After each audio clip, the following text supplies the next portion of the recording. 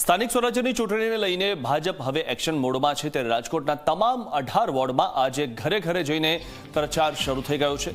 રાજકોટ ભાજપે પ્રચારના શ્રી ગણેશ કર્યા। ઉમેદવારના નામ જાહેર થાય તે પહેલા જ પ્રચાર શરૂ થઈ ગયો છે।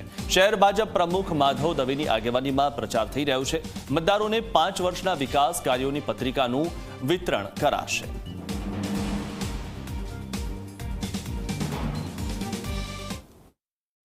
રાજકોટ મહાનગરપાલિકાની ચૂંટણીને લઈને ભારતીય જનતા પાર્ટી છે તે એક્શન બોર્ડની અંદર આવી ગઈ છે અને આજથી ડોર ટુ ડોર પ્રચારની શરૂઆત છે તે કરી દેવામાં આવી છે। દરેક વોર્ડની અંદર જે રીતના આજથી પત્રિકાનું વિતરણ છે તે શરૂ કરવામાં આવ્યું છે અને ખાસ કરીને જે રીતના મોટી સંખ્યામાં કાર્યકરો છે કે તેઓ સાથે આજે પ્રચારની શરૂઆત છે તે કરી દેવામાં આવી છે। પ્રચારના શ્રી ગણેશ થઈ ગયા છે અને જે રીતના શહેર ભાજપના પ્રમુખ માધવ દવે સહિત સંભવિત ઉમેદવારો છે કે તેમને લઈ અને તેઓ અત્યારે પ્રચાર કરતા અહીં જોવા મળી રહ્યા છે। ભારતીય જનતા પાર્ટીની 68 બેઠકો છે તે ગત ટર્મની અંદર આવી હતી અને આ વખતે જ્યારે 72 જે કોર્પોરેટર છે તે ચૂંટણી છે તે લડી રહ્યા છે। સંભવિત ઉમેદવાર જયમીનભાઈ ઠાકર છે આપણી સાથે, તેમની સાથે વાત કરું। જયમીનભાઈ, પ્રચારની શ્રી ગણેશ, સંભવિત ઉમેદવાર પણ આપશો, કઈ રીતના પ્રચાર?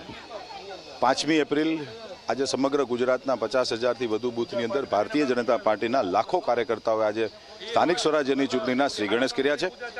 માનનીય પ્રધાનમંત્રી શ્રી નરેન્દ્રભાઈ મોદી સાહેબે ગુજરાત અને હવે તો સમગ્ર દેશની અંદર જે વિકાસની રાજનીતિ શરૂ કરી છે, જે ખરા અર્થની અંદર વિકાસ કર્યો છે, તેને ભારતીય જનતા પાર્ટીના કાર્યકર્તાઓ અને ગુજરાતની જનતા હર્ષભેર વધાવીને આજે અમે લોકોએ શ્રી ગણેશ કર્યા છે। આવતીકાલે અમારો સ્થાપના દિવસ છે। ભારતીય જનતા પાર્ટીના સ્થાપના દિવસથી પ્રચારના શ્રી ગણેશ અમે લોકો કરવા જઈ રહ્યા છીએ। અમે વિકાસના મુદ્દા લઈને લોકો પાસે જવાના છીએ। રાજકોટ મહાનગરપાલિકામાં છેલ્લા 50 વર્ષથી ભારતીય જનતા પાર્ટીનું શાસન છે। 30 વર્ષથી ગુજરાત સરકારમાં શાસન છે। રાજકોટ મહાનગરપાલિકામાં જે છેલ્લા 5 વર્ષમાં વિકાસના કામો થયા છે, એમાં ખાસ કરીને હું મારા વોર્ડ નંબર 2ની વાત કરું તો અહીંયા નવું આરોગ્ય કેન્દ્ર અમે લઈ આવ્યા છીએ, નવી વોર્ડ ઓફિસ છે, નવું ફાયર સ્ટેશન છે અને જે રાજકોટના બજેટની યોજના હતી કે 4 ઝોનમાં એક અમારે પાર્ટી પ્લોટ બનાવવા, એ પણ 2 નંબરમાં આવ્યો છે અને 2 નંબર ખૂબ વિકસિત વિસ્તાર છે અને બાકીની બધી જ ફેસિલિટી જે કોર્પોરેશનનું ઉત્તરદાયિત્વ છે, રોડ, પાણી, લાઇટ, ગટર, રસ્તા, આ વોર્ડમાં એકદમ સુચારુ રૂપે થઈ ગયું છે। આમાં જે મુદ્દાઓ છે કે નરેન્દ્રભાઈ મોદીએ જે રીતનો ગુજરાતનો વિકાસ અને સૌની યોજના લઈને જે પાણીનો પ્રોબ્લેમ હતો, એ પાણીનો પ્રોબ્લેમ આજ ભૂતકાળ બની ગયો છે।